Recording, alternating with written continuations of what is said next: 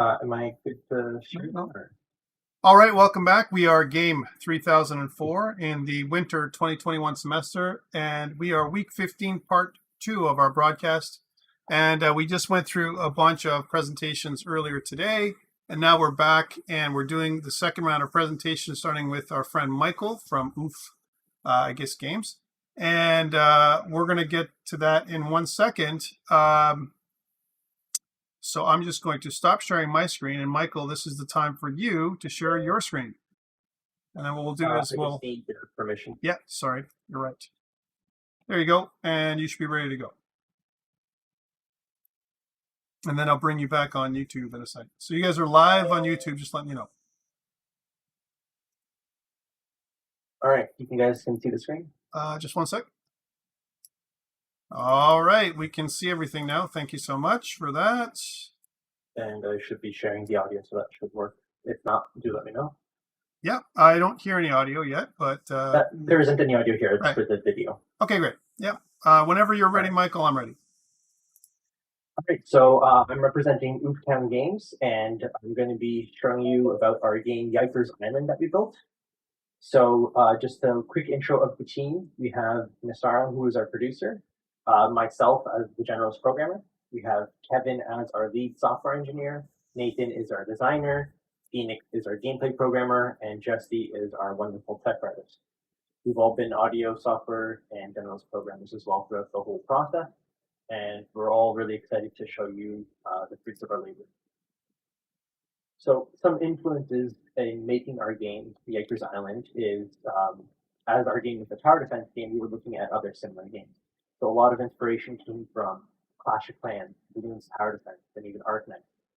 So whether it be the towers and their different attacking, or being able to freely place towers wherever you like, taking all these inspirations from various favorite games that we've played, really helped drive the direction of our game. Some aesthetic inspiration for ours is more like the sci-fi theme over here. So we have StarCraft. Star Trek is like the space themes. They're very robust buildings and they look sturdy, whereas the enemies are more insectoid with really sharp edges. So whether it's from Starship or Half-Life, you'll see them in the demonstration how all insectoid creatures that are attacking our base. So just a quick overview. Our game is tower defense, as I've mentioned. We built it for Android specifically with this current release. And so it's targeted for the mobile platform. We haven't ported it to iOS, but we've been focusing on Android. But the theme is sci-fi with all our inspirations from StarCraft and with the enemies, as you can see here on the screen, how they're coming towards our hub tower here. So a quick overview of the story is you're a survivor on a crashed colony ship on a strange alien planet. You founded the colony of Yikers Island, and in honor of the ship's late commander, William Thelonious Yiker, you must protect the main hub of the fledgling colony from the planet's native monster bug creatures. You must also gather resources to grow the colony and shore up defenses. This is our whole premise for the game. So what do you do in the game?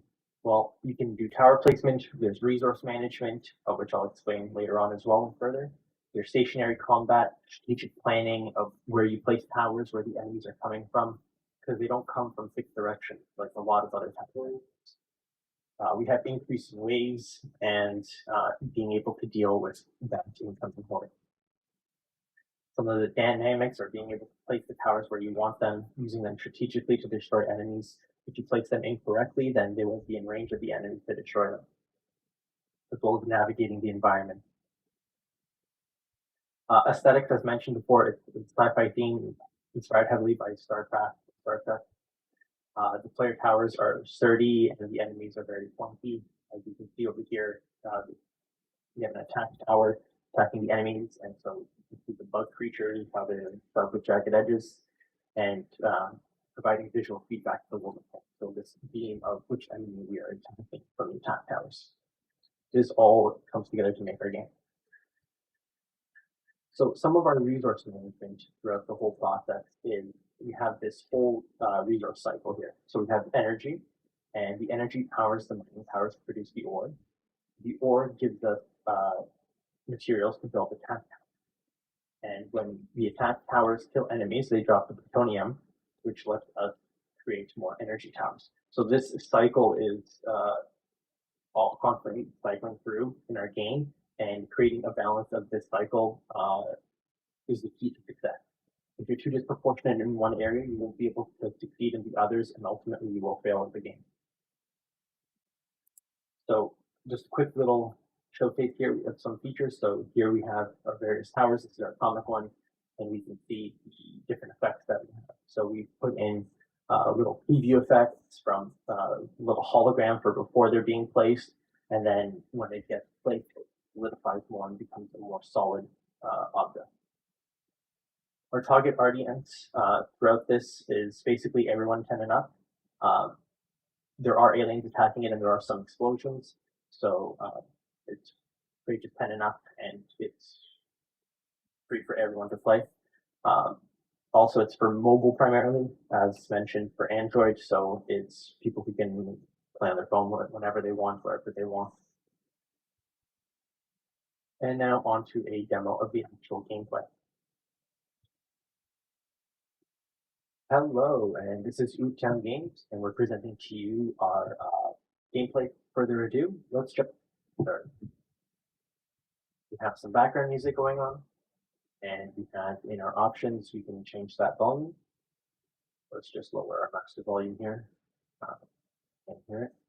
We can change some menu settings that we want. So we can change our dominant hand when we want it to be left, right. We can invert the painting if we want. We'll just leave it regular though. And go back to the menu. Instructions on how to play the game. We can place the towers on our field to fortify our defenses. We can choose from 4 different towers to prevent our enemies from destroying our base. And we have to manage our resources carefully. So, who the game was made by, all our team, credits here. And without further ado, let's jump into our game. When we start a new game, taking to our game world, here it displays our energy, our ore, and here is our atomic power. Here we can see the enemies coming in. We can follow the instructions, place an attack tower. Oh, we want atomic towers now. We need resources. Get resources, more resources. And we're done the tutorial. The enemies are attacking us. Oh no. We can see indicators here on the map of them attacking our towers. Let's make sure we kill off all the enemies. And we survived the wave. We got to wave 2. Some of our towers are damaged, but that's okay.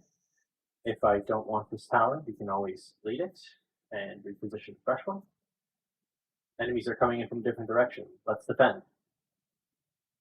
Place more attack towers. We're almost running out of available towers to place in energy. Get some more atomic towers, build some more towers.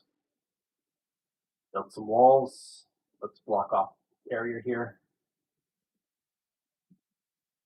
Make sure that enemies can't come from that side there.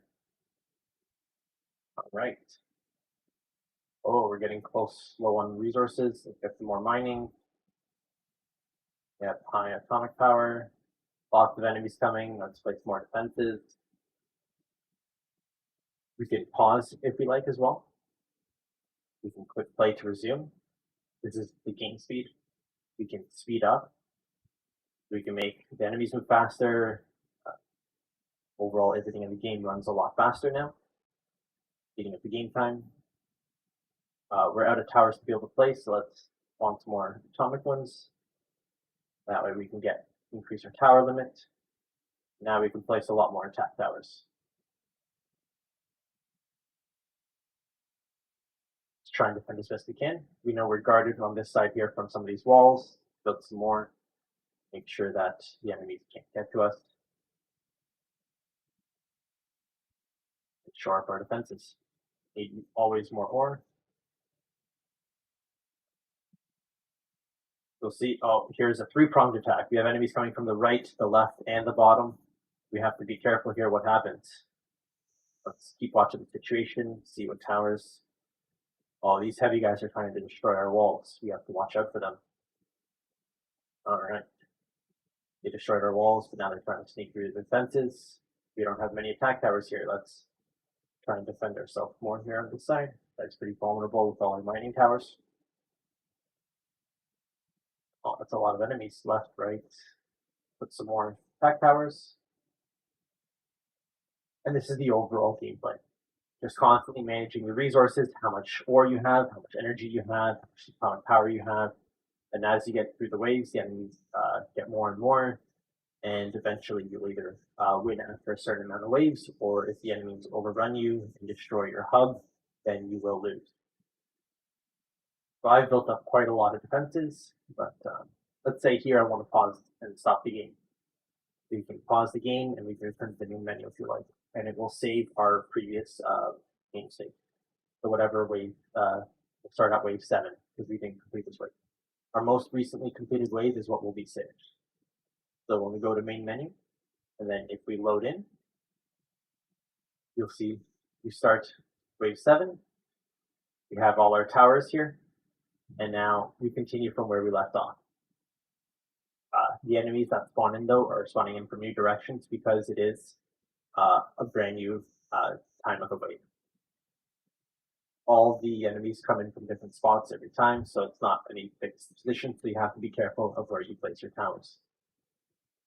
Now these guys are focusing on walls here. They do extra damage in the walls. We just need to make sure that we're watching out and repairing them when we have to. And you can minimize this for a better view of our game field. Pop this up. See again. You can delete towers. So if we run out of atomic towers,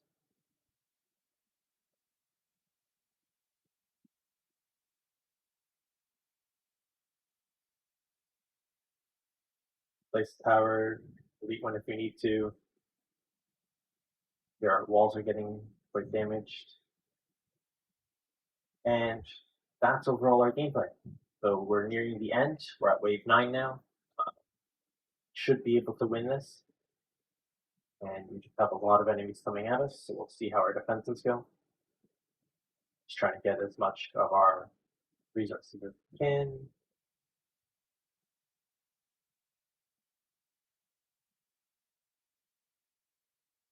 And by following the tutorial, managing the resources, you're able to easily overcome all the obstacles. If you don't focus any of your resource towers, or if you don't focus your atomic towers, you'll never be able to keep up with this big onslaught of enemies. So here we can see lots of enemies coming at us. What we can do is we can just drag around to look around. You can double click to place any towers wherever we want on the touch screen. And there we go. Victory is ours because we survived 10-round limit. So we can choose to either play again from the beginning or return to the main menu. And that is our full game. All right, that's it for the demo there. It's this full screen. Thank you very much for watching.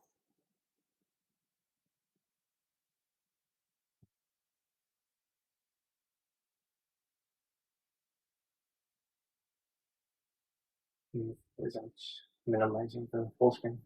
I think you have to press, you try pressing There we go. escape? Yeah, I was going to say.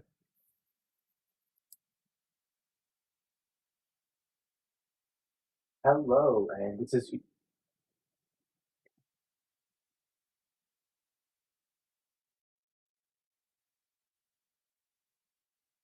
so for retrospective. We did this. We all got together and we discussed and we thought about everything that went well, what didn't go well, and the lessons that we took from all this. So throughout the whole process, our team morale was very high. We always got along well together because we worked together before, and so having that really made it easy. We had a consistent meeting attendance, and tasks were always completed on time. Every milestone throughout the whole way, we've always reached our target goals, had all the features implemented that we've needed to, and we've constantly been communicating, keeping open channels to ensure that we're able to reach these goals properly. Some things that didn't go well that back on is code consistency and file organization. So whether it be people work on different sections and having uh, the code not to mesh well together and having to rewrite and refactor some of the code post many issues, as well as file organization could have definitely been a lot better to find things easier and have just a more logical hierarchy of the structure. Some lessons that we learned from this is just more planning ahead. So that's a lot to do with the towers and designing them, as well as their inheritance hierarchies to be able to have like the base towers and then branching off to create subsets of the towers and having a better hierarchy structure to make sure that the features are properly inherited and less overlapping programming and less issues caused by that, as well as just overall organization. Some future possibilities that we're thinking of for our game as well is including some things like tower upgrade, more different types of towers and enemies. So, for example, like one of our influences was Clash Clan, and there you're able to upgrade towers, and as it goes on, it'll increase its abilities as well as change its visual aesthetic. More towers and enemies having different versatility, more variability in your game is always a nice experience. Even different maps. So currently we're on Yikers Island. That's a fairly flat map. We have a more expansive map with different terrain features and terrain obstacles that can help out different paths and give a different player experience. The sky is essentially the limit with the game and where you can take it. So here's just a quick gallery of all our different assets. We have our spider enemy here. This is our attack tower. We have our atomic tower over here. Here's our home hub. This is just an example of the hologram image that you can see for all the different towers. This is our mining tower. So this is just a drill and animated over here. This is our wall, which is like a really sturdy barricade, barbed wire around it. And here is enemies. So here we have the flying enemy, it's got the wings and he's animated, and then we have the big heavy ground enemy. So the flying enemy would target more of the resource towers. The big enemy focuses walls, and then the small enemy focuses the attack towers. And that is everything. Any questions? Well, wow, that was awesome. Thank you so much for that. So I have general comments, not necessarily so many questions. One thing is, when you showed us the towers, there's one thing that I noticed is the shadows. Was that a design choice or a performance choice that you made? Because I mean, in general, there's like shadows are the one things that I don't see a lot of. They look a lot more flat in terms of your design. So what was your thoughts there? We do have shadows in the gameplay for some of the towers. So if I look back at the video here, you can see some of them had shadows, but like over here, if I zoom in, a little bit hard to see. Some of them do, but a lot of the shadows were reduced and some even removed just for performance. Yeah. It was eating up a lot of our frame time when we were doing the profiling tools. Yeah, no, and you know what, I recognize that you know that might be the issue. You know, when it comes to, you know, in general, your some of the reasons behind taking the shadows out. But again, what it does is the ground itself. That's the only thing I have to say negative. I'm not even say negative, just a comment about the actual aesthetic. The ground sometimes looks like, depending on where you are, which object it is, it can look like you're, I'm not going to say floaty, but it's hard to tell sometimes where objects are exactly. So again, maybe this is because from the video, you know, I mean, it would be different. I would say, you know, from a performance perspective and the way they would look on an actual device. Yeah, I see the shadows there. But anything like that would be, and they're kind of very, very pixelated. So, which I understand, again, from a performance perspective, maybe this is why you chose. But other than that, other than the shadows, I would say, and the lighting, some of the lighting, a lot of it is fairly flat in terms of the way things are. like for example, glowy type effects, reflections, and those kind of things. And I know that that's because, again, from a performance perspective for mobile. But I think that's where you would go next in terms of like tricking it up a little bit. I would probably say that that was something that you would focus on a little bit in your next iterations, just to say, okay, well, how can I add more particles? How can I make my particles more glowy? How can I add more lights without taking a performance hit? And then you'd have to do several iterations and tests in order for you to get there, like beyond where you are right now. I'm saying just to take it to the next level. Other questions I have for you are, how about um, your assets? Are they all your own right now? Like everything? Yes, every asset was built by Jesse. Yeah, so I think this is a good thing. So this is where you have an advantage over some other teams where you can take this game to the next level. And I would say put it up as an early release, early access, even on an app store like the Google Play Store or something like that to get feedback, and get people using it. Maybe a freemium model even where you just, have people access it.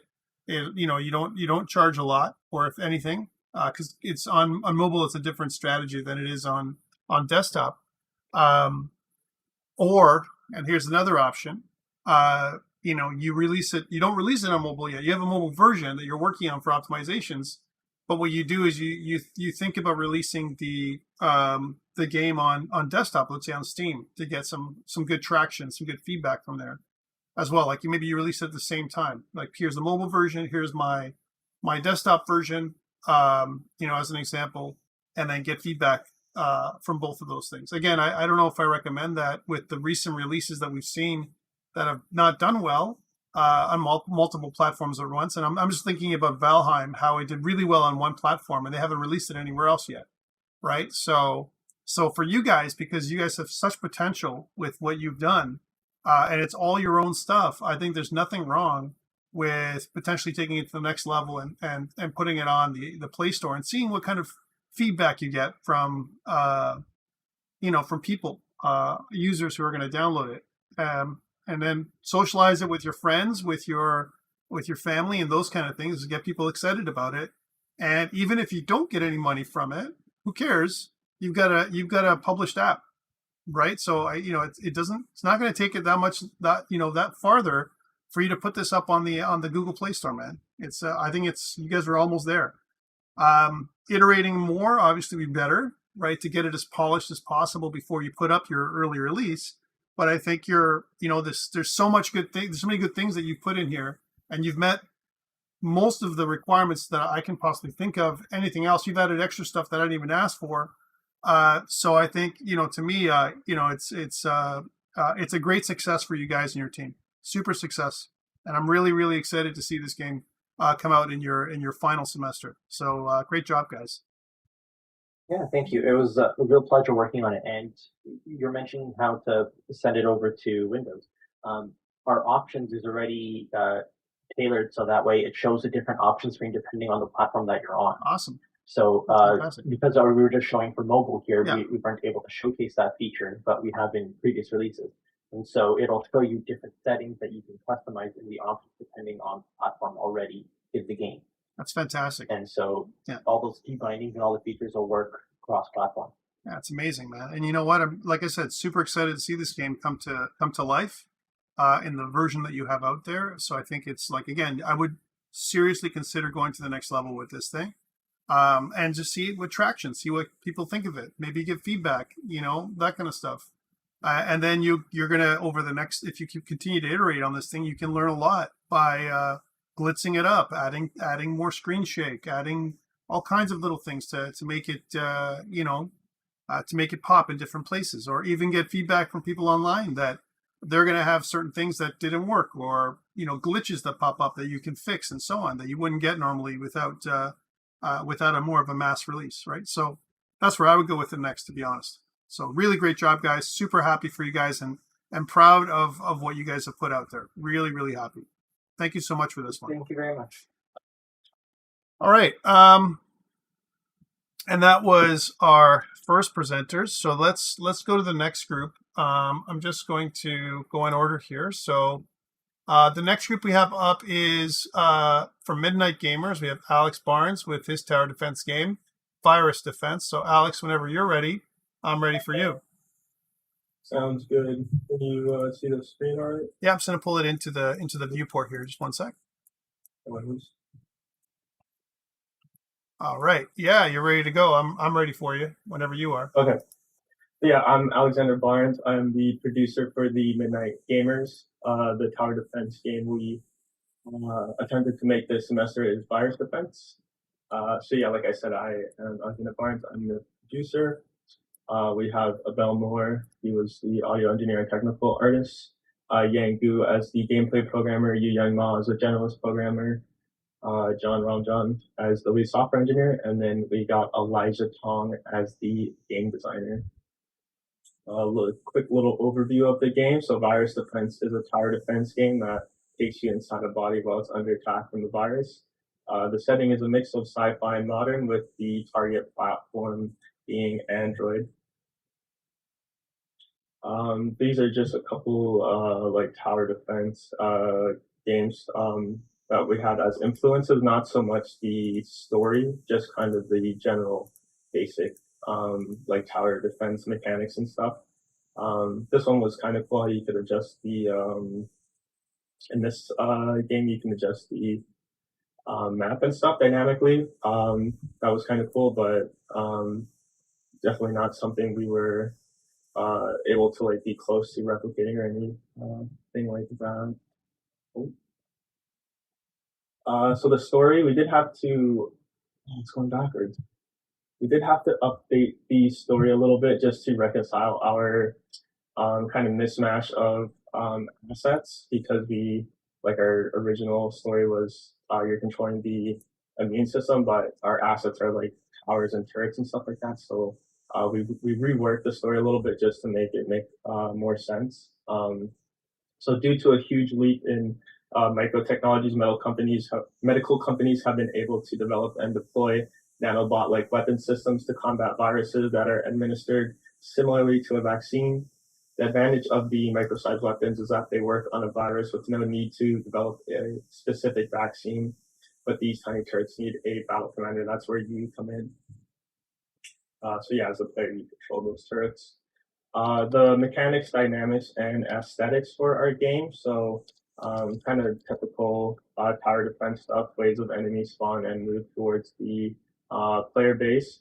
You'll see the next mechanic is scratched out. That's something we were able to get working. It was like an additional feature we wanted to do, but weren't able to get that done.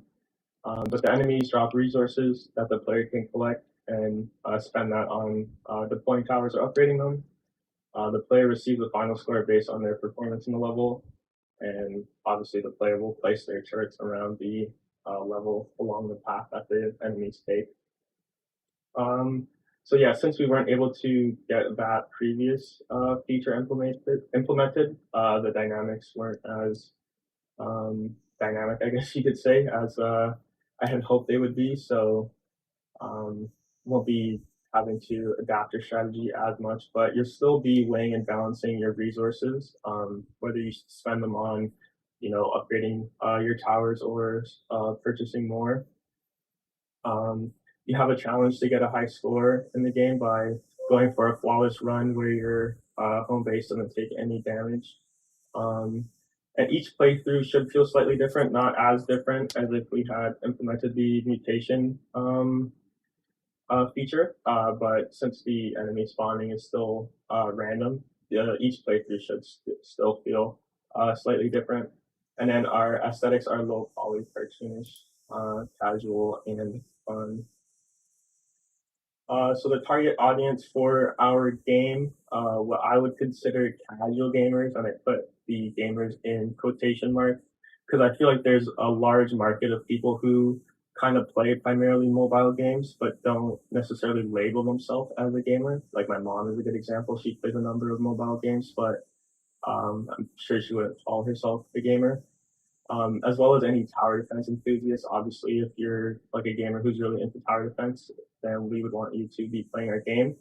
As well as anybody frustrated with the current pandemic, because in our game you get to kind of, fight the virus, take things into your own hand.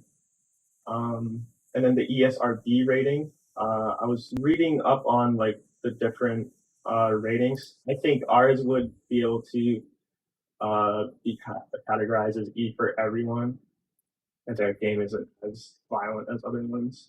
There's no like gore or anything like that. That's what I would estimate the ESRB rating would be for our game. Lessons learned. Quite a few lessons learned for this one. The first one is to get merges, do them as often as possible, and don't leave them to the last minute in case there's conflict issues. That was an issue that kind of haunted us from the very beginning up until the very end, which you'd think we'd learn a lesson on that, but apparently not. So even right now, our project is kind of fragmented on a couple of different branches with different branching having different features. The next one being please communicate. Letting your group know you might not be able to get your work done is better than not saying anything at all. So I think we've all been there before where like, you're kind of struggling with other assignments and stuff like that. You're busy and you might not be able to get your work done. If you don't say anything to your group, they're just going to kind of assume that you're fine and that you should be able to get it done. But if you let them know, then at least somebody else, maybe they're not having as heavy of a week with other assignments, so they might be able to help you out and kind of get that feature done for you, or at least help you out with it, get it started or something like that. The next one is try not to stress too much, stay positive and try to do your best. That's kind of self-targeted. Tom definitely knows, sends him a few frantic messages late at night before submissions when group members weren't producing and stuff like that. But even if other people aren't doing their responsibilities and doing as much as they could, don't let that kind of affect you negatively. Just try and keep doing what you're doing and try your best. Another one is learn how to properly manage time. Allocate time for unexpected problems. So like you may think, oh, it'll take me 30 minutes or whatever to implement this feature, but that's not accounting for any sort of unexpected problems you may run into, things like, conflicting Git merges and stuff like that. So just try and, expect the unexpected, I kind of guess, when you're trying to figure out how much time it's going to take you to do certain things. Also, learning others' codes takes time. You can't just pick up where others left off. So there was a few situations where group members kind of started certain aspects or maybe even completed aspects of features, and later on they weren't able to produce. So as other group members tried to kind of step in and finish those things, it's difficult to kind of complete somebody else's code or add on to somebody else's code. It takes a little bit of time for you to kind of read through it and figure out like everything that's going on. It's not as easy as if you're like going back to your own code that you had started and worked on. So those are some of the lessons learned that we think other group members could learn from and benefit from in the future. There was definitely some other issues that I'm not too sure how much lessons can be learned from them. The future possibilities for our game. So although we weren't able to complete some of the game requirements and the additional features we had planned for the game, I'm still very proud of how some of the features and mechanics were implemented and would love to see the game finish. But with that being said, I find it fairly unlikely it will happen, unfortunately. But we may possibly polish the game up on our own for something to put into our portfolios. And then the last one is the game demo video. I do also have it on the LD player. The video I recorded isn't too long, but yeah, we can go into the LD player if there was any kind of more specific aspects you wanted to look into the game. But unfortunately, like the state of the game from this submission from the previous one, like isn't all too different. There were a couple things we were able to get done. Like I was able to get the a quest system implemented. The one of the programmers was able to get the third tower or third and fourth tower working, but that was on a different branch. And then I was able to get the third enemy type working, which is the little kind of like the first two are green, like the little spiky dark colored one. Um, but yeah, I'll just kind of look through a bit. You can see me collecting some of the resources. Um, in this demo, yeah, I don't have um, the other branches where it has the other towers, but um, I do have a video on one of these submissions where it goes over that third tower. But yeah, the like saving and loading isn't functional.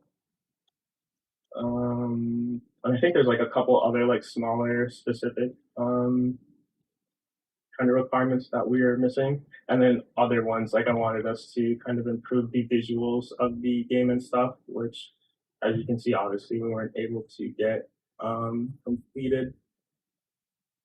But yeah, I think that's pretty much it for my submission. I'll leave it to you, Tom, if you have any questions or want me to open up the game and LD player to take some No, more in-depth look. Yeah, no, I think you covered it. I know you and I have been kind of connecting through the semester here and there. So I know the challenges you've had, Alex.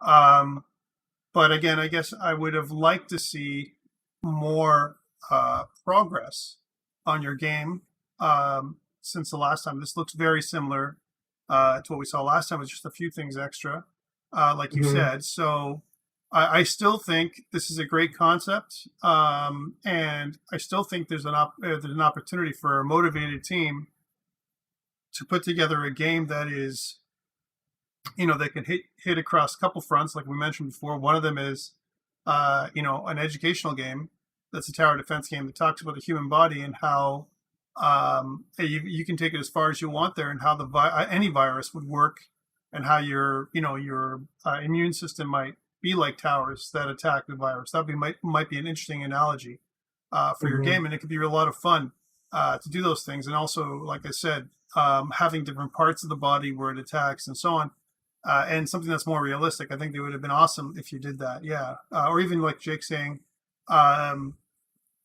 protein channels for towers, and more realistic kind of organic type of towers, an organic tower defense game compared to kind of a mechanical looking or hard surface modeled tower defense game. I think I would have, this is where I would have taken it with you if I was on your team. I would have said, like, let's make this into a, more of an organic game. But otherwise, I understand. I hear your struggles. From a PowerPoint perspective, just to hit on the presentation itself, slide deck wise, I think still what you need to do. I'm not sure who put the PowerPoint slide deck together, but I think you can still reduce. I think there's been improvements from the stuff you've kind of put out before, but always think about the audience, Alex, when you're putting a slide deck together, and think about reducing the text as much as possible to a few bullets max. Doesn't matter, actually, business or professional slide deck, or even a game slide deck. 3 bullets, 4 bullets in that range would be max. More images of your game. Obviously, that's kind of something that you have a challenge with. I liked your first slides where you talked about your influences and the same videos you showed from before. But I think there really hasn't been a lot of change since the last time. I think you need to take that feedback, and when you do a presentation again, think about your audience and think about the what you're presenting. But your personal presentation style is good. I think you have a very clear voice. All those things are good. It's just that you need, when it comes to putting a package together. And by the way, I'm really happy you recorded a video that made it way easier. For example, it avoided glitches and the branches you were talking about and all that stuff. I think that was a really good decision for you to make. But again, in general, I think it's okay. Like, what you presented today was good. My challenge is when you get your marks back for your iterations.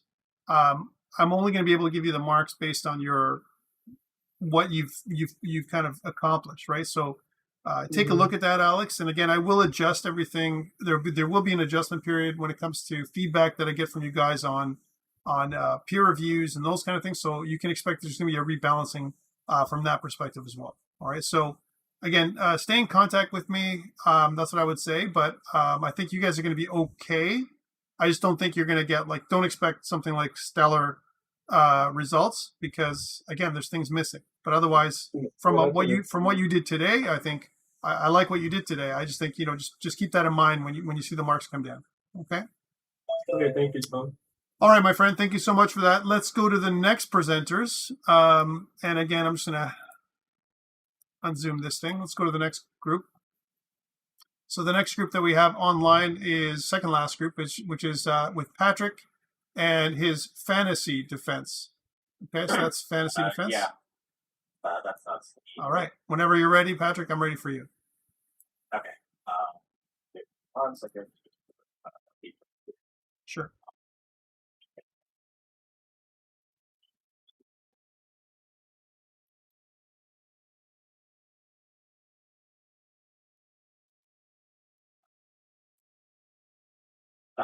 Can you see my screen? Yes. Right now. Yep. Okay. Just a second. We'll just set the presentation. All right.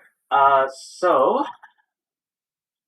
this is our group, Akuma Games, and we made a isometric tower defense game named Fantasy Defense. Now, before I get into the nitty gritty of the game a little bit, I just want to talk about our team. So we have Miko, Sam, myself, and Chris. So Miko was our producer. Sam was our UI and tools programmer. I was the designer, and Chris was our lead software engineer, audio engineer, and tech artist. Of course, we all also have generalist programmers in this under as well. So going on into the game, I just want to talk about our influences really quickly. We have 4 games. We had more, but these are the 4 I think mainly that we felt like were big influences. Arc Knights is a mobile top-down 2D tower defense where it has different types of defense units that you can use.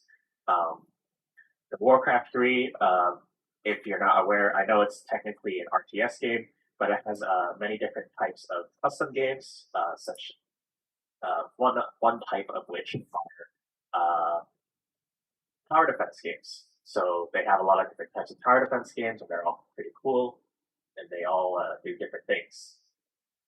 There's also Plants vs. Zombies, a very iconic mobile and PC game, where you generate resources with your towers, and as well as defend against the zombies that are trying to get to your house. And finally, Bloons TD6, where there's different types of paths, different maps, where each unit costs and moving on. So our game is a medieval fantasy world where your goal is to defeat all enemies in the level without allowing any of them to enter your base. So you only have one line.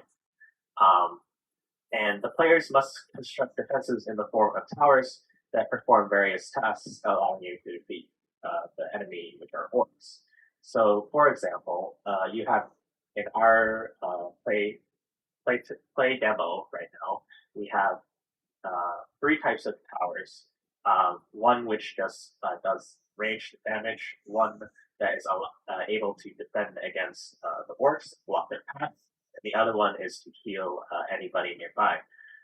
So you have to use resources and place your towers at certain positions to defend against the orcs better. And the mobile platform that we plan is for. So just a quick overview of the game story. This is not art. I needed to go over that. I feel like I do. But this is from Warcraft, and in our game, though, the orcs are terrorizing the local land, and you are one of the few last bastions of elf forces, which require you to shore up your defenses and try to hold them off as best as you can. Yeah. So for mechanics, dynamics, and aesthetics, our mechanics are the towers that are being placed are attacking enemies, as well as enemies are moving towards your goals, as well as resource management is also being placed. There are three types of resources. One which is generated automatically, one which is generated by defeating enemies, and one that is generated through manual input. For dynamics, placing towers against to defend against enemies and acquiring resources to I should upgrade on there, but defend better, as well as strategic placement to help deal with enemies easier. I'll talk about why I should have taken out upgrade in our basically our lessons a bit later. As for our aesthetics, it's a medieval fantasy world settings, and we are pitting orcs against elves. You are the elves, and the enemies are the orcs. There's primarily primitive technology involved, so you won't see anything like a gun or a tank, but there is magic involved. So our target audience, it's an Android device game, so Android device users, as well as all ages range, because I don't think that there's anything too crazy like violent in the game. But if I were to narrow it down, I think I would narrow it down to teenagers, to young adults, because I don't think kids would be super interested in tower defense game, and I don't think people who are older they may struggle to understand the concept of like strategic tower defense. But I could be wrong. But it is a ESRB rating of E because there's not a lot of violence. It's like cartoon violence at best. So we're just gonna get into the demo really quickly. So next out of this and game.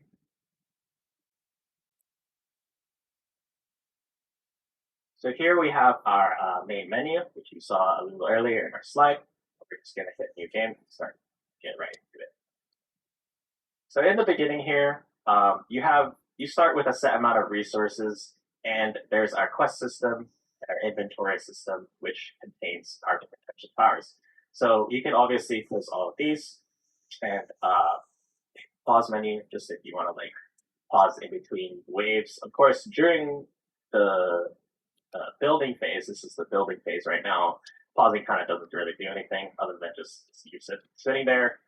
And so I'm just going to go ahead and put some timers right now. So we have the archer here, healer here, and a warrior here. And I'm just going to put another archer just to be safe. And I think we're ready to go. So we're going to hit ready here, and it's going to start. And I'm just going to show you how the manual resource collection works. So over here, there are some stones that you need to click on and collect them. So as you click on them, they go into your inventory, the resources being gathered here. So as you can see, there's fighting going on. And I actually placed this archer quite badly, so he's actually unable to attack anybody so far. But in this current demo, there's no way to sell units, so we're just going to have to keep going. So at the end of every round, you can see that enemies have dropped this coin thing, and you can just click collect gold to collect all the gold that they drop. So now we're ready for the next wave. So you can see here that the knight is like low of health. The healer will start healing him, but only during the actual wave is progressing, because I think it was a little bit too overpowered that he could heal even between waves, because you could just sit theoretically for as long as you wanted until you were, everyone was nice and healed and good and ready. So it's something to consider, I guess, moving forward. So we're just going to progress through the levels here. So we've now encountered a new type of enemy, which is the orc archer, who are able to attack from distance as well as So the knight cannot do anything in this scenario. However, archers are able to fire back on orc archers as long as they are attacking. So moving right along. And we have our final enemy type here, which is the Orc Rider. The Orc Rider is fragile, but as you can see there, he's able to bypass any type of defenses thanks to his Wolf Familiar. However, our archers have a lot of them, and we're able to kill them quite easily. So going back here, we can see I've opened up the quest, and the quest log has updated. It used to be, 10 enemies here and only one, completing one wave, and you see it updated again, just there. So I think that's everything. So you can see here, we can save and load, and also the options have a sound and music volume. And I think that's all. Just on my Steam there, sorry. And we're just gonna finish up with the demo here. So, moving right along. For lessons learned, I think there are a variety of lessons that we want to learn here. For our team, I think the biggest problem we had was a delegation of roles. So, for example, while we did have roles in the beginning, as you may expect, there's a lot of overlap in regards to who does what and when, right? Because you might have someone do the gameplay of this tower or this enemy, but at that week they're not available, so you have to take over. So I think having a leader or some type of team leader, being able to have someone that everyone can go to and say, hey, listen, this week I can't do anything. I need to leave it to someone else. Can you delegate the role? Because when that one person goes missing, everyone all of a sudden goes, well, that person's missing, so we'll all do it. But then that leads to code conflicts and struggles, and some people might not understand the code, and then everyone's badgering this one person at the same time. So having a leader say, hey, listen, person A is not available. Can person B cover for them for this week? And that would be much appreciated. That's probably something that we should have done in the beginning. But of course, assigning a team leader is also a difficult task. It's something that we might have trouble with, but that's another thing. Another thing is, I touched on this earlier, is communication. So I think the previous group talked about this as well, but having a team, when a team member is unavailable but doesn't say anything, most people are going to go on a limb and assume they're just doing their work and they're just not saying anything. However, that's not always the case. And someone coming in with a last minute, hey, I actually didn't do any of these tasks that I was assigned, is something of a cause for concern, obviously.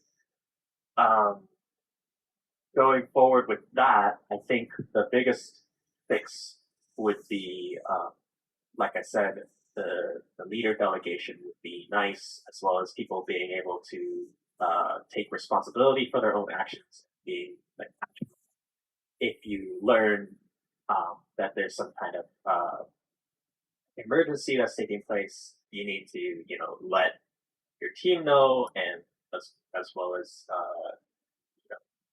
well, in this case, it'd be you, Tom, but you let the authorities know, like the people in charge know that, hey, listen, I can't be available at this time. Something's come up. It's an emergency. I'm sorry.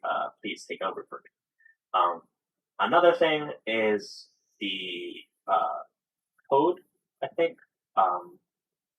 So one person, or having a few people work on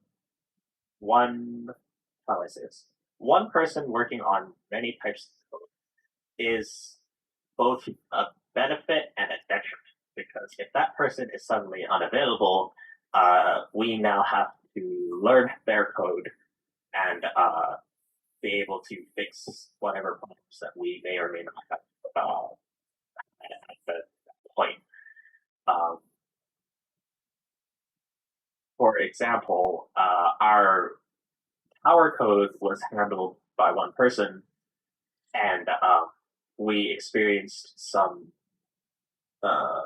pretty game-breaking bugs actually near the end of this semester, but we're having trouble fixing them, and basically we had to wait until that person was available in order to basically ask them, how does this work? How does that work? I think if I were to learn a lesson from this, it would be to have frequent check-ins with at least one other person when you're doing a large chunk of code, just to walk them through how their code works and how your code works, just so that at least if one of you is unavailable, the other one can step in and say, hey, listen, it's okay, because they walked me through their code, last week, and I have a pretty good understanding, if not like 100% learned their code. Yeah, I think that's everything I want to talk about. Time management is a thing that's obvious. Lessons learned.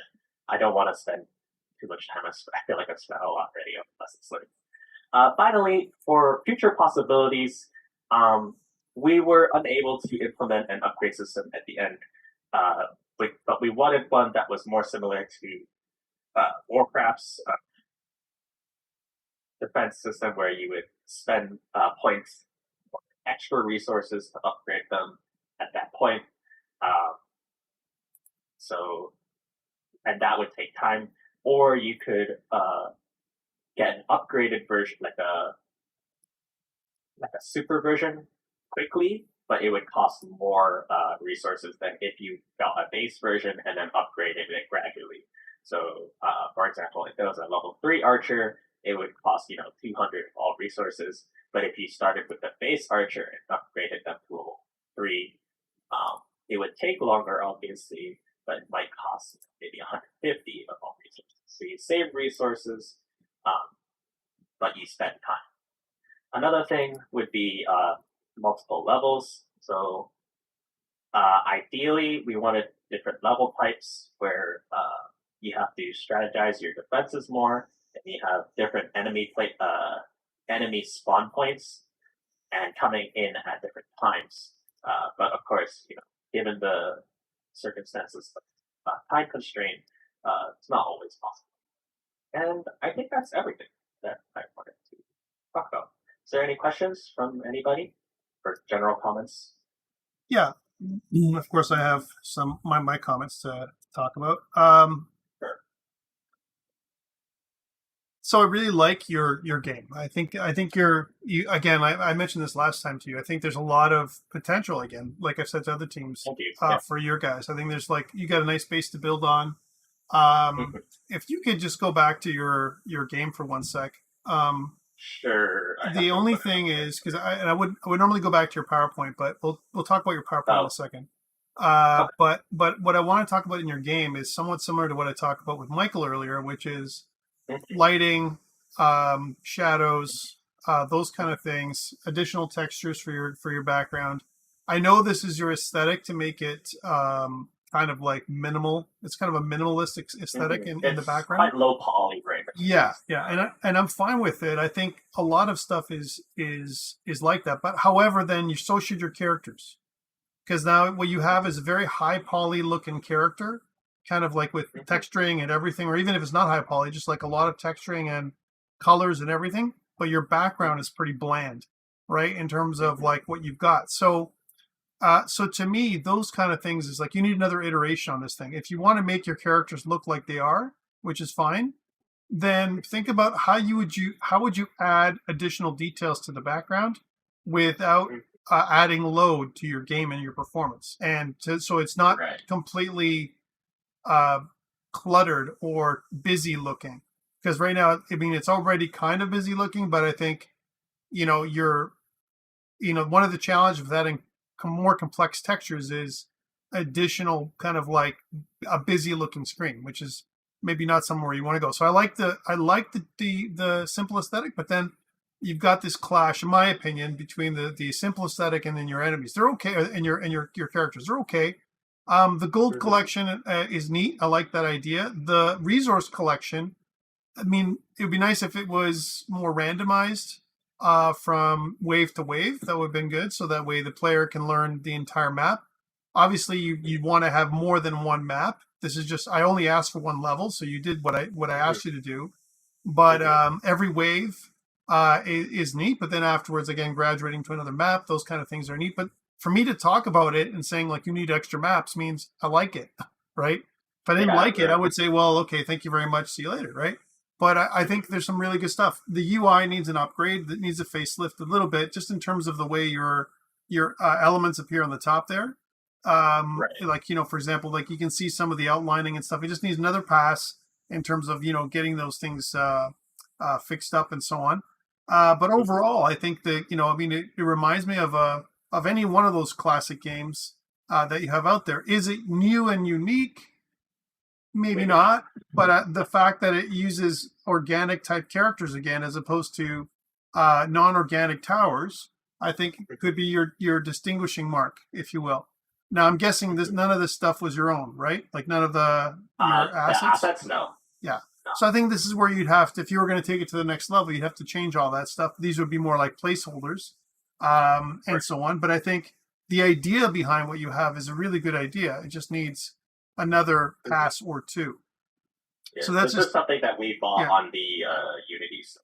Yeah, no. I think it looks good. I just, like I said, I think it'd be better if it was just your own stuff as opposed to someone else's. So again, lighting. I mean, I see the shadows and stuff, but I think there needs to be, you know, again, a different ambient light. It looks, again, at least from the way it's projecting to my screen, it looks a little bit bland, I would say, in terms of the way it is. So, but beyond that, I think the gameplay looks okay. The way you collect resources compared to what I've seen in other tower defense games looks really neat, I think, from a gameplay perspective and so on. And I really do like the quests, like, you know, how many did you kill and all those things. Those are good things. Again, there's things missing, but that's just like, I think almost there's some groups have had missing stuff too. So that's where you're going to get a bit of a mark hit. But otherwise, then when it comes to the actual gameplay and the way what you presented today, very happy with your output, to be honest. Thank you. Right. Now, when it comes to your presentation, though, I think there's some stuff we have to talk about, similar to what I've talked about with other teams. Some areas where there's a lot of words, some areas where there's no words. That's also equally bad sometimes. Example, your lessons learned today. I would have been cautious here. You went on a lot on this one, which is fine. I mean, obviously, it's a point of pain for you. But I think what you could have done is at least outline what I asked, 4 good things, 4 bad things, which is what I would have asked you to do. And I probably would have changed up not just this, but also other slides. Like, even though you went to your game story, go to your game story for a second. That slide, I would have probably changed this one up. I mean, I know that it's inspired by, you know, Warhammer and orcs and maybe other things like that, but I would have probably put in your own assets a lot more. Even the assets you downloaded from the asset store, I probably would have included them throughout the slide deck to give a good feel. Because, you know, what we want to say is, and this is something that I've talked to other teams about in other institutions, is it's almost like, you know, show us, tell us, and then tell us again, and then tell us a third time. I want that. Do you know what I'm saying? Like, tell me what you're going to do. Okay, good. Now show me what you're doing. Okay, now tell me it again what you did. You know, kind of thing. And I think that what you've done here is you've told me, but then halfway through, once you've talked about mechanics and dynamics, like, you got to figure out the audience is going to forget what you've said. Do you know what I'm saying? Until we finally see the products, even screenshots of your game throughout the PowerPoint slides would have been good. I think that would have been a good thing. So those are the things that I would have improved on your slide deck in general. But overall, Patrick, I mean, I really think that going with all the struggles and everything else that you've talked about, I mean, you produced something. You made it. You know what I'm saying? You got through, and I think there's a base to build on. I really do believe that. So I think thank you so much for presenting today, and it's good. Thank you. Yeah, overall. thank you. Okay. All right. So that was Patrick and Akuma Games, and now we're moving on to Daniel and Spinning Cubes. And this is I guess these are the last presentation. So I'm hoping Daniel can wow us with his final presentation. So Daniel, if you're here, looking forward to seeing your final presentation. Hey there, can you hear me? Yeah, we can. Awesome. So hi everyone, I will start sharing my screen now. I'll share everything. So my name is Daniel. I'll be showing you guys the final presentation for Nail Down Spinning Cubes.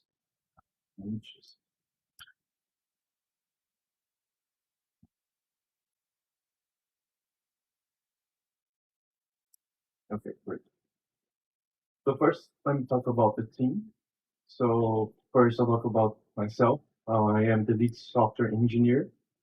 So I work mostly with the coding of the game. Bruno is the game producer. So he was helpful with documentation, keeping up with Trello, any submissions, he would take care of everything. He would help the guys keep everything synchronized. The videos, editation, he took care. We have Brian Viveros, our game designer. He took care of all the design of the game. Level design, how each mechanic should work, how each item or weapons should work. And we have Emmanuel Milflint, and he's the user interface and tools programmer. Basically, he was helping me with general programming, a lot of UI, creating some assets, especially 2D drawing, and having some ideas of placement of items and objects. First, I will talk about our influences. So we played a bit of those games here, and we used some aesthetic influences from Deadlight, Limbo, Little Nightmares, Inside, which are basically scrolling 3D platformers. They have more of an obscure looking. They play a lot with shadows and light. This is something that we wanted to implement into our game. So with all those things, all those aesthetics, we thought of having this kind of camera and side-scrolling effect and view to our game. And here you can see a screenshot taken from Android simulator, because we have tutorials for each platform. So if you play the Windows or WebGL game version, you will have different tutorials. The overview of our game is basically a 3D side-scrolling game with puzzle and shooting mechanics targeted to Android, but we also have versions for WebGL and Windows. The setting and the feeling of the game, it's a construction site during a zombie outbreak. And the story is that you will start as a regular worker going to work, and as you arrive, you notice that everything is on fire, that we have a zombie outbreak, and you have to fight for survival and escape the city to be free from the zombie outbreak. As mechanics, dynamics, and aesthetics, as we said, we will use a lot of shadows and low poly, but sometimes well texturized animations and objects. For the mechanics, we will have some collectible items and weapons, which will give the player a new mechanic, a new ability. So, for example, hammerings to break some objects or obstacles. So you can collect also a nail gun that you can shoot from a distance. And also we will have a chainsaw. We implemented the random stealth spotting reaction time. So now in the stealth section of our game, when the zombies spot you, they will take a random spotting reaction time. So as you can see, this one here, it's already spotting us, and some of them are still starting to notice you. Oops, let me calm down. Also, we will have some hazards as falling objects, platforms, and in this case, particle effect as a steam. And for one of the mechanic, we added the drop function into your false system, to your false screen, because we wanted to keep it easy to use on mobile. Also, we have some hidden collectibles that will unlock secrets in the game. So I will start by showing first. Open up the Android view here.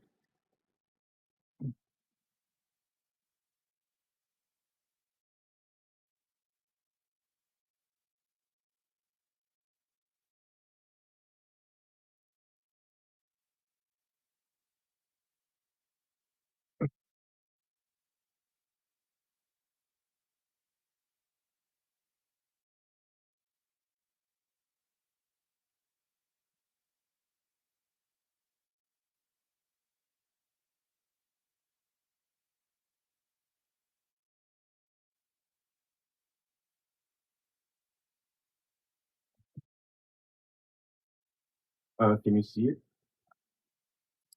Nothing's showing up right now. I can see your black screen.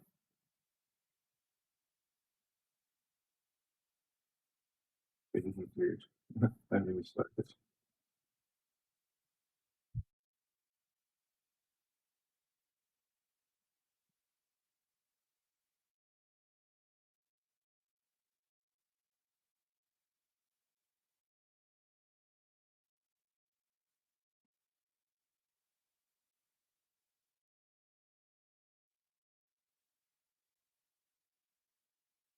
It's the same right now. It's still black. Is it supposed to be black? Right now it's black for me, but it takes some time to load. Okay. Oh, there it is. Yeah. There it comes. Yeah. Let me know if the volumes should high also. No, we're good so far. Okay. Awesome. So that was the intro. Let me show the little changes that we had with the main menu here. We added some textures. So everything is working for touch inputs. Let me lower down a little bit the volume. We fixed the credits. Also, we added textures to it, some lights. In the load game now, it sends you to the select of your game. So as you can see, you can select the levels here. And when you select a new game, we have a short cinematic that plays.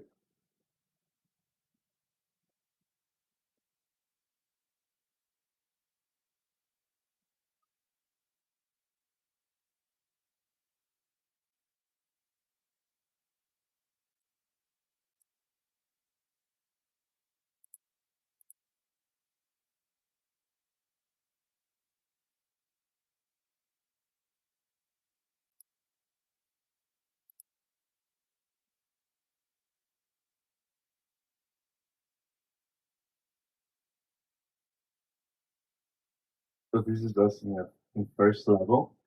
We start in the tutorial section, so you can see we have some elements up here that you can that will show the player how to play. And here we have kind of a quest started. As you can see in the mini map, we have to complete a quest over here. So the guy is saying we need supplies, hurry, get that box. So we just approach the box and bring it back to the truck here. So they leave opening area for you to keep going. In here, we're telling that you can open the inventory, you can drop the item, you can also collect it again. Let's bring to the next quest, which is over here. This starts this platform, so you can reach it and push this object here.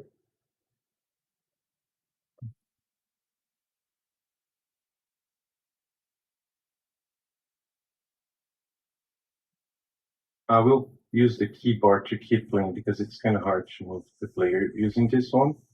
But this is our first collectible, which is the hammer, and you can attack objects to break them. So, for example, you can break this fence over here and also attack the enemy. This is our next objective. So over here, you break the box, get the battery. Let me show the first hazard, which is like platforms going down. If they hit you, you die.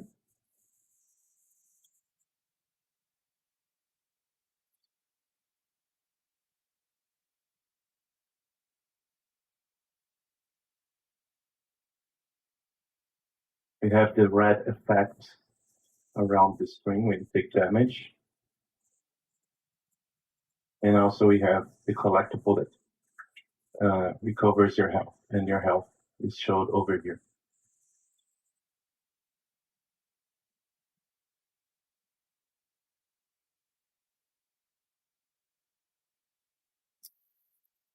Daniel, before you Yes, continue, Thomas? sorry to interrupt you. Before you continue, could you change your, are you sharing for video? Is that what you're doing?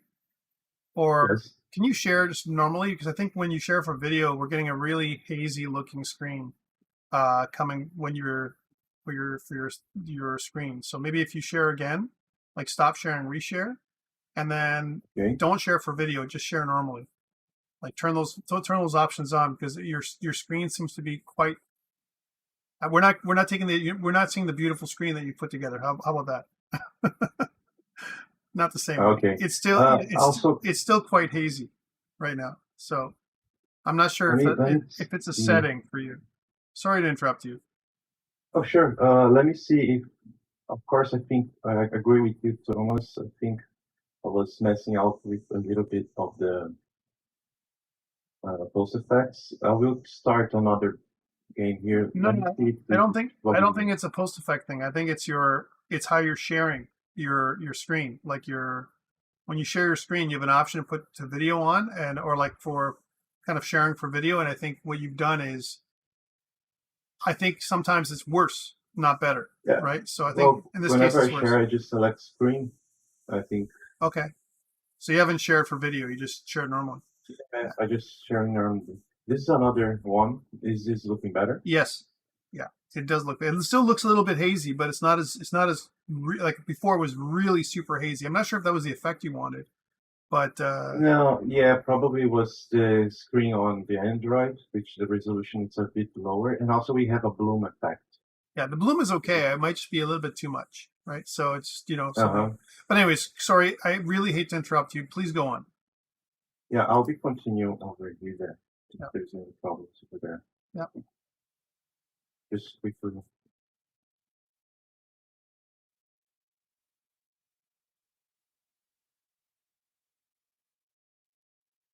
So over here we followed your suggestion to keep the lights static, but also they can differentiate when you have shadows, and we turn off the lights whenever we are far away from them. So this helps with the performance.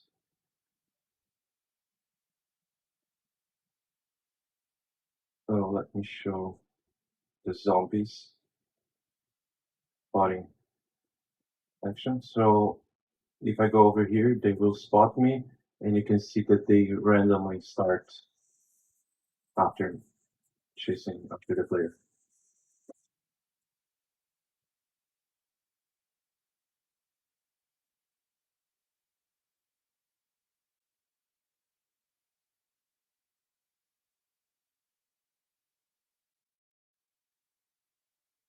So over in the second level, we introduce the unbreakable boxes, at least for now, because you only have the hammer.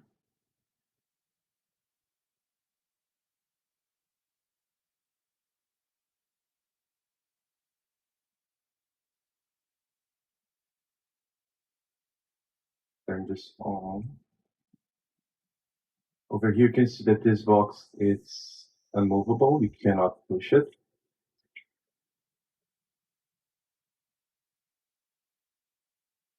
So there's no really way back over here, right?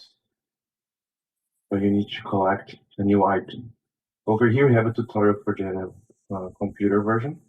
So we collect the nail gun and we can change, swap our weapons.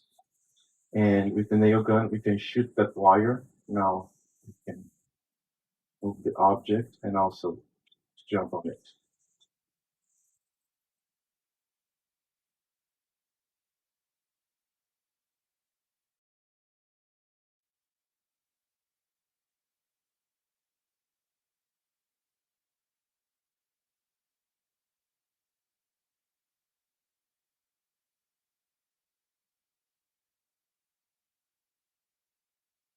Over here, there's a new hazard, which is the steam.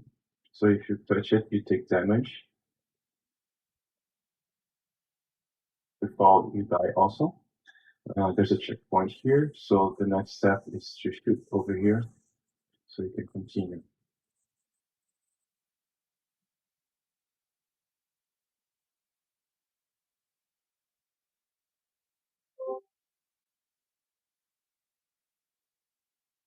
This place you can go back.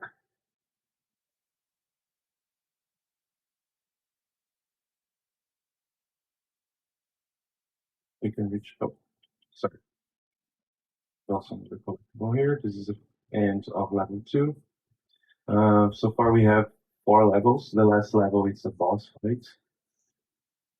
Not a real fight, but I think I died here. Yeah, so the zombie also stops and he waits until the platform is here so he can continue.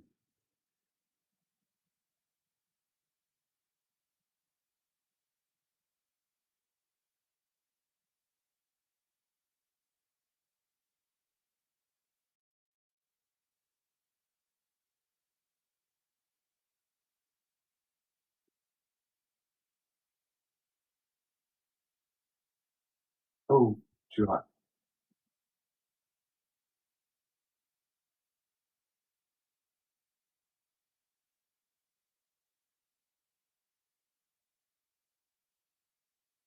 Yes, also if you die with the item, you respawn with it.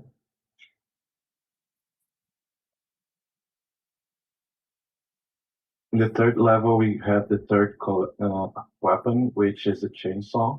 So we have metal objects that you can't break. Over here, we have to jump over and collect the chainsaw.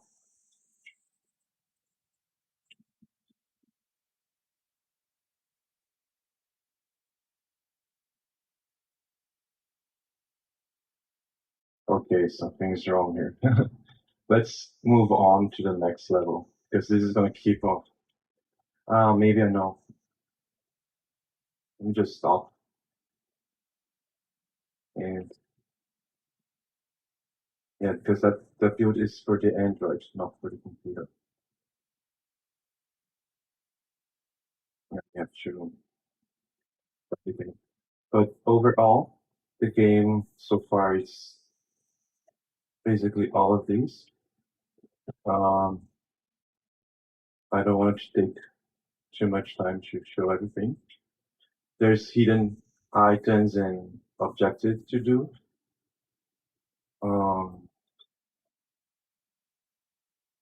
I don't know if there's something else you want me to show you. No, if there's anything else you want to talk about in your presentation, that's all from a demo perspective. Oh yes, so stop here the game. Back to talk about the lessons we learned. So we started the game with a very good planning in mind. Sorry, Daniel. We don't see your PowerPoint slides anymore. You're still on your screen on your. Okay. There you go. Okay, can you see now? Yes. Okay, awesome. So for the lessons learned, we started with a good planning for the game and the animations, mechanics that the player would be able to do. But as soon as we added new mechanics that we didn't plan from the beginning. We had kind of confusion with animations and transitions. One thing that we learned that was positive is we used the Unity collab, and I was the only one committing to GitHub. So this gave us better control over our versions. It was very much more organized. I could like roll back some versions, and since I was the only one committing to GitHub, it made it easier for me to go back some options. Um, so, for example, the last day, you were helping me with the quality and some settings. I didn't remember how to go back to settings. I had my own version there. I could just roll back. Um, but pretty much was that. If we could, we would have better organization for these functionalities. So we could have like a better looking animation or even an easier place to work with the animations. Okay, so the target audience for a game is from 16 to 30 years old. Basically because we have some dying animations, that's the blood spill when you die and go to the game over. So we decided to keep one theme and older. Our preferred channels for publishing platforms, we would publish the game in itch.io, Steam, GameJolt, Google Play, all these platforms because we were targeting for Android mostly, but we have a Windows version. For promoting platforms, we use YouTube, Twitch, Twitter, Facebook, and Discord to spread the word about the game.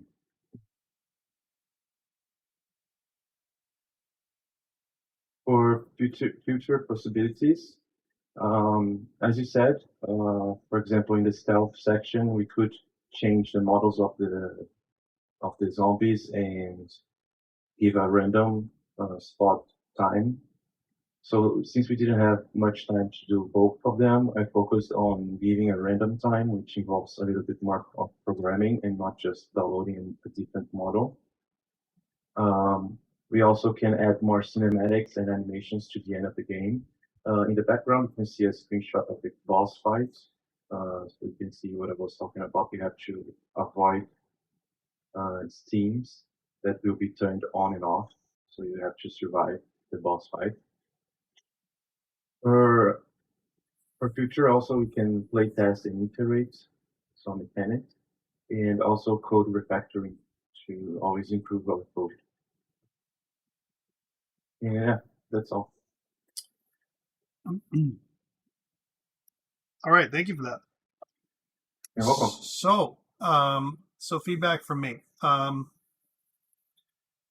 think it's largely positive. I think what you've done, you went above and beyond. I mentioned this last time during your checkpoint. You went above and beyond for me when it came to, producing your game. Like your game was only supposed to be one level. That's what I asked. You went ahead and made multiple levels. There's a lot of UI elements that I really like in your game.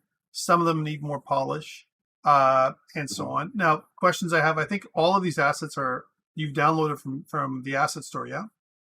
So 90% of them, yeah. Yeah. So again, some of them I did on Blender, yeah. Awesome. So where you could take this further again, just like I said earlier, is if you had your own assets. Again, these are great placeholders for the most part, all the things you have.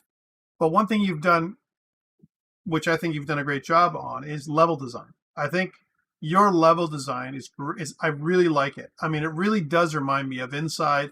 It reminds me of those side-scrolling 3D games a lot. I think that's a really good thing. And I think what you've done with the assets. Not everyone. I mean, anyone can download asset packs, but I think what you've done with the asset pack is make it really work for you, right? And put things together so that it looks like it's really, really fun to play. And just like the complexity, the quest system, which I'm really happy that you incorporated the quest system learning, adding additional functionality as you progress through the game. to keep the players for wanting to progress. That's what the quest system is really for, not just for learning, but for more interest. I'm gonna unlock this new functionality or whatever. That unlocking is something that always draws players back in from a replayability perspective, or even to get further in the game from a progression perspective. I think that's definitely something that it does for us, right? So I think those kind of things are really awesome. I'm not sure that I would have taken it as far as you this semester. I think what I might have done if I was your producer is rein you back a little bit. Like I probably would have said, Daniel, great ideas. Let's make one really awesome polished level and let's pull you back. Because then all of those things that you put together, you could have really sat and polished even more to make it even that much better. Because remember, you're just going to produce something that is a prototype anyway, right, this semester, right? So I think what you've got is you've got a lot here, a whole pile of stuff. You know, in some ways, I think you're in a time warp. I don't know how you produced it all, but the good thing is that you now, at this point, because you've gone the other way, you've gone to the way where you actually made more levels. I think you have the potential to swap out these placeholder assets. That would be your next, in my opinion, that should be your next thing.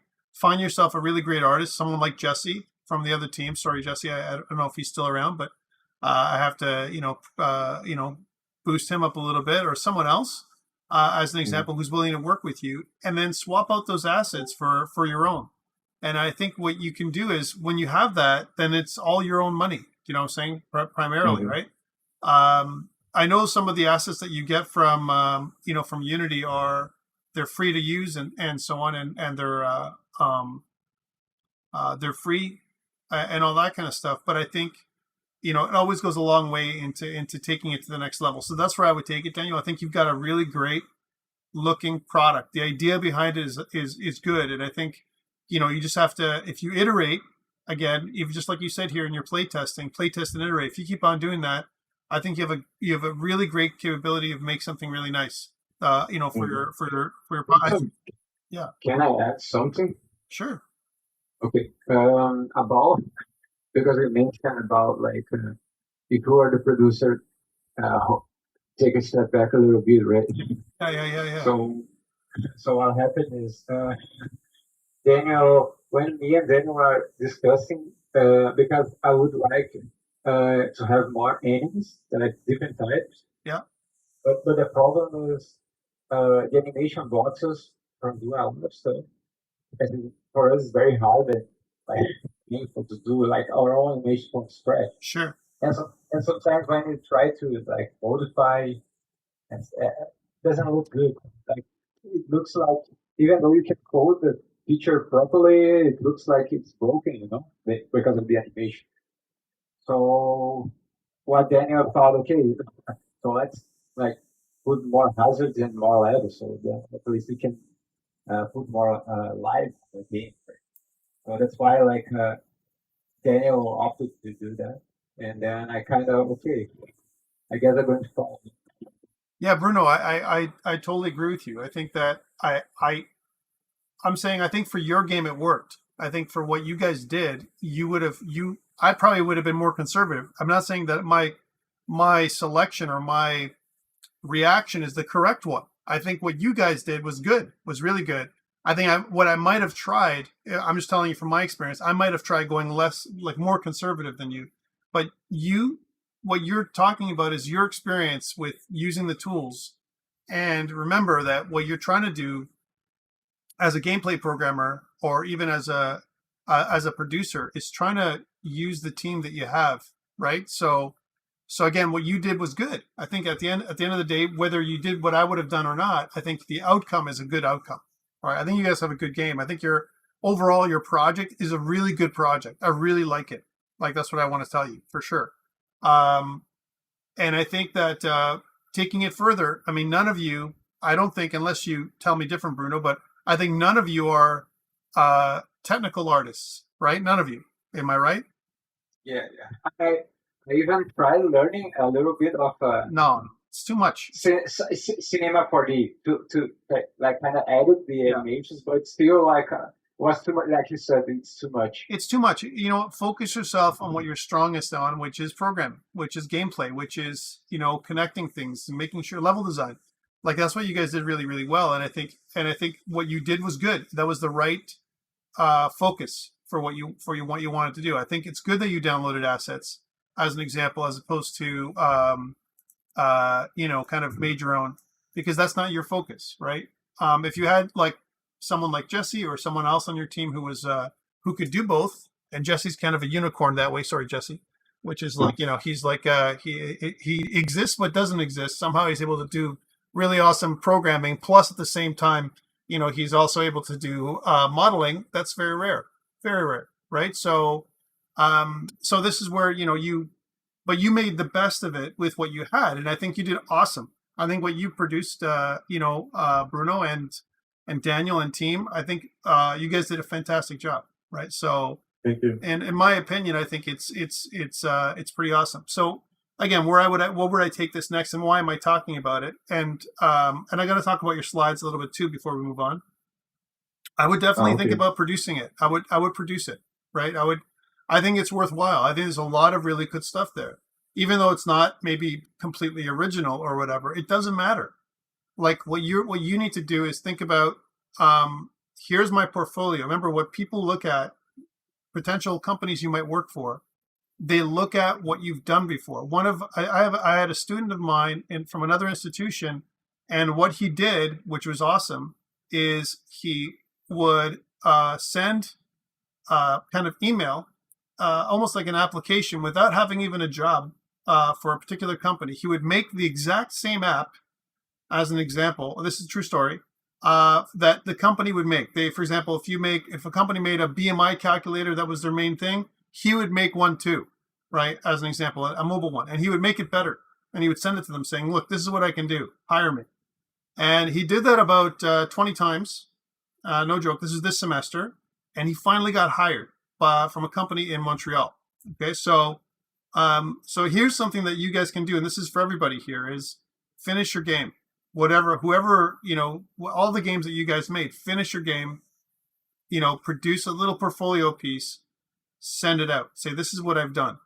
You know, nothing's wrong with that. Put together some, you know, tweet it on Twitter as an example. Advertise it. Self-promote as much as possible, because guys, there are a ton of jobs out there, as an example, and you know, people are looking for talented level designers, technical artists, producers, programmers, all kinds of stuff out in the industry, and there's room for everybody.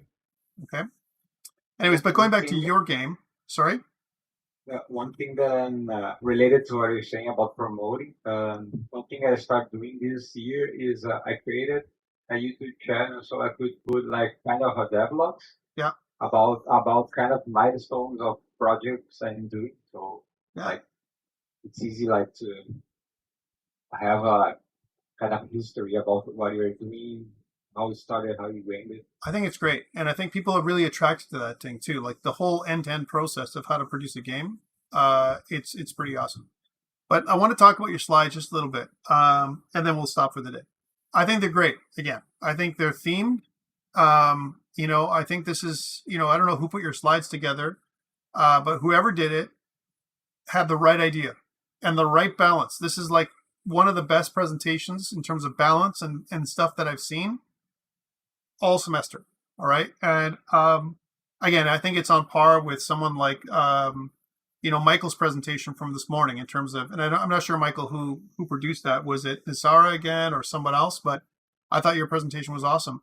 But, you know, comparing this one, yours, with theirs, there's a really great balance here about, hey, this is my game. Here's assets and screenshots from my game.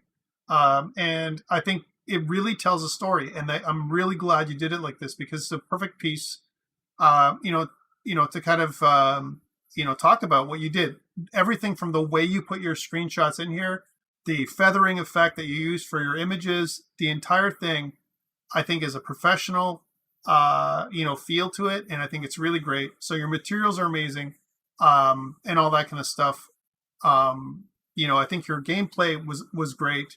Honestly, overall, I think it was just an excellent presentation, and I'm really happy with what you've output. for this semester. So super happy with it. Between you and some of the others that I've seen this semester, some great potential for taking it further, and it's not just what would I do if I had more time? You have more time. Unless you get a job lined up, I recommend for everybody here to take more time, iterate, do another iteration, put it up on Google Play. It doesn't take that much. Put it on itch.io, show your stuff, communicate with other people, share it with friends, and all that kind of stuff, because that's... Can I say something? Yeah, Sorry. absolutely. Go ahead. Yeah, it's already on itch.io. Yeah, awesome. Some random people played the game. They even recorded videos and posted it on YouTube. It's fantastic. So That's fantastic. So it's going around.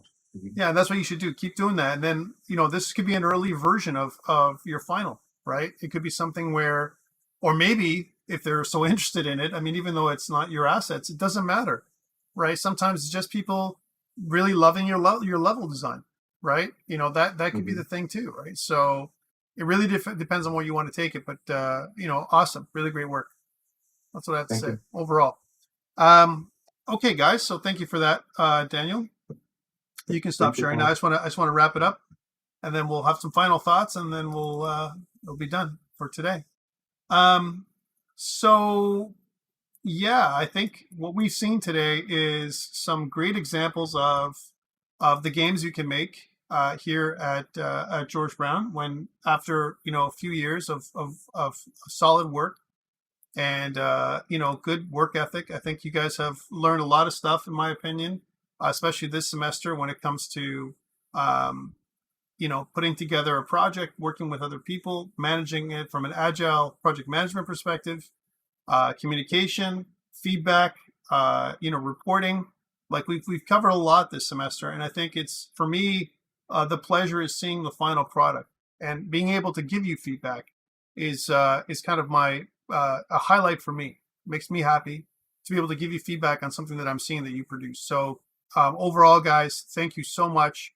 And again, just for the groups that are here, I'm going to give you a kind of a big hand clap because you deserve it. Amazing, especially for the last presentations that I saw this this time around in part 2. And I've shared this presentation and the stream of presentations on our instructor. We have a private instructor Discord server that I've shared everything with. So the people who are your presentations and the stuff on YouTube isn't just on YouTube. It's also available for all the instructors here at George Brown to take a look at and produce to give you feedback and all that kind of stuff. So guys, overall, fantastic work.